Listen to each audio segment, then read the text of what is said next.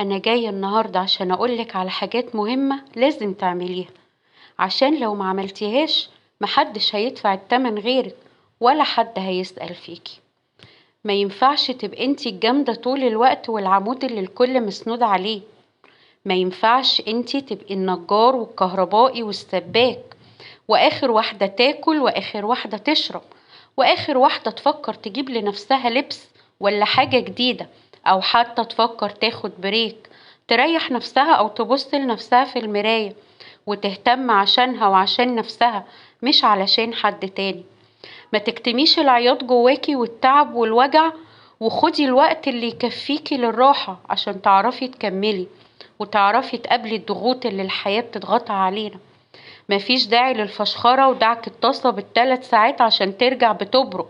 يا ستي ارميها واشتري جديد، او حتى اغسليها على قد طاقتك، لان بمنتهى البساطة محدش هيجي يديكي جايزة ولا يقولك برافو، ولا حتى حد هياخد باله من الاساس انتي عملتي ايه.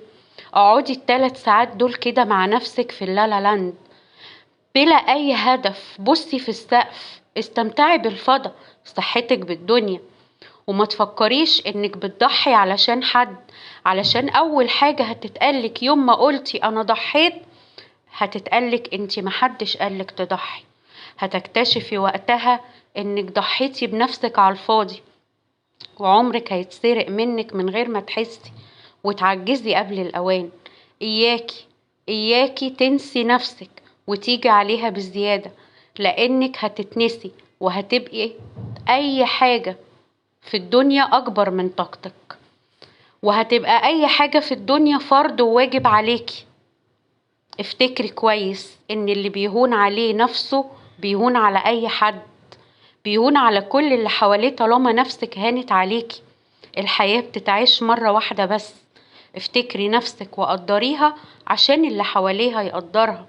لو انتي ما قدرتيش نفسك ما تستنيش حد في الدنيا يقدرك. لو صحتك راحت الحاجة الوحيدة اللي مش هتتعوض ومحدش هيقدر يعوضك عنها ولا يجيبلك غيرها. افتكري كلامي كويس، راعي اللي حواليكي وقومي بواجباتك، بس في نفس الوقت خدي بالك من نفسك كويس جدا. خدي بالك من صحتك ومن طاقتك ومن نفسيتك، وخدي بالك من كل حاجة تخصك زي ما بتاخدي بالك من كل حاجة تخص اللي حواليكي. وافتكري اني قلتلك الحياة بتتعيش مرة واحدة ومحدش هيدفع تمن ده غيرك، انتي بس اللي هتدفعي التمن، تمن كل اللي بتعمليه.